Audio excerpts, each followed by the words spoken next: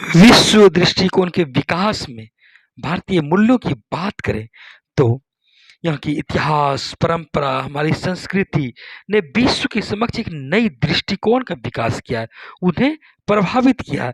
इन सबों के साथ-साथ अंतर्राष्ट्रीय राजनीति के धरातल पर गुटनिरपेक्षता एक ऐसी भावना रही है, ऐसा एक विश्व के प्रति एक ऐसा दृष्टिकोण रहा है, जिन्होंने की नकारात्मक बातें तो प्रदर्शित करती है गुटनिरपेक्षता, लेकिन वहीं इनका अर्थ सकारात्मक रूप में अभिव्यक्त होती है।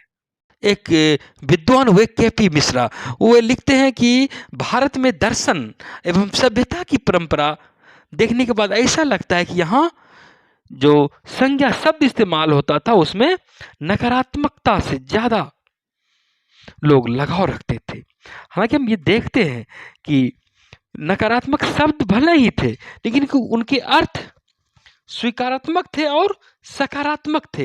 वे लोगों को ग्राह्य थे। नकारात्मक दिखती थी और सामाजिक तौर पर इसका महत्व हम देखते हैं। जैसे कि हम ये कह सकते हैं कि शांति की बातें होती है, तो शांति होती है। वहीं भारतीय परिप्रेक्ष्य में देखें तो यहाँ अहिंसा शब्द पर जोर दिया गया है। हार नकारात्मक शब्द है, लेकिन वहीं अगर अपने देश के परिप्रेक्ष्य में देखें तो यहाँ पराजय शब्द का उपयोग होता है और उसी तरह बहुत के स्थान पर अनेक का होता है। उद्यम के जगह अप्रमाद का होता है। सहिष्णुता का शब्द आमतौर पर लोग सकारात्मक अर्थ पर लेते हैं। वहीं हम अपने देश के परिप्रेक्ष्य में यह भी देखते हैं यहाँ अबैर का प्रयोग होता है। किसी से हमें बैर नहीं रखना है, तो अर्थ सहिष्णुता का ही होता है, लेकिन हमें प्रथम दृष्टया लगता है कि यह शब्द नकारात्मक है। वहीं हम यह भी कह सकते हैं इन सब बातों के मद्देनजर कि बौद्ध एवं जैन साहित्य में इस तरह की भावना ज़्यादा दिखती है, इस तरह के शब्द ज़्यादा दिखते हैं। वहाँ इस तरह के शब्द की अभिव्यक्ति ज़्यादा दिखती है। अहिंसा शब्द ही आप देखते हैं तो इस तरह की बातें होती है। हालांकि शब्द भले नकारात्मक हो, लेकिन अर्थ उसका सकारात्मक ही होता है। वर्तमान समय की बात करें या भूतकाल की बात करें, अपनी संस्कृति, अपनी सभ्यता की बात करें, जैसे आप जानते हैं कि शून्य की अवधारणा का विकास अपने देश में हुआ। गणित के प्रयोग में इसका लोग इस्तेमाल करते हैं। शून्य के बिना गणित का मूल्य ही नहीं रह जाता है।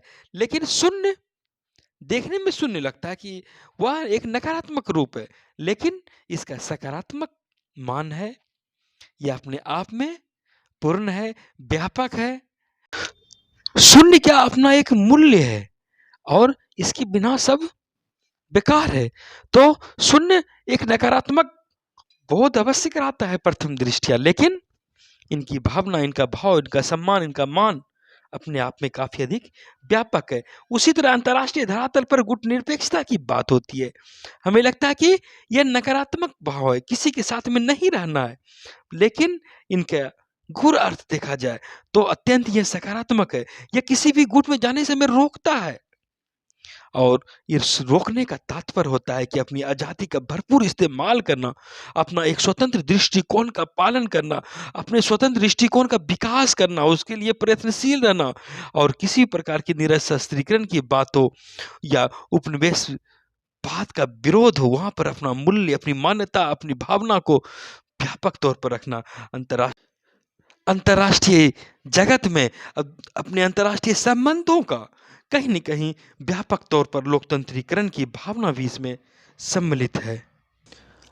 अपनी बातों को मनमाना इसका लोकतंत्रीकरण करना भी है।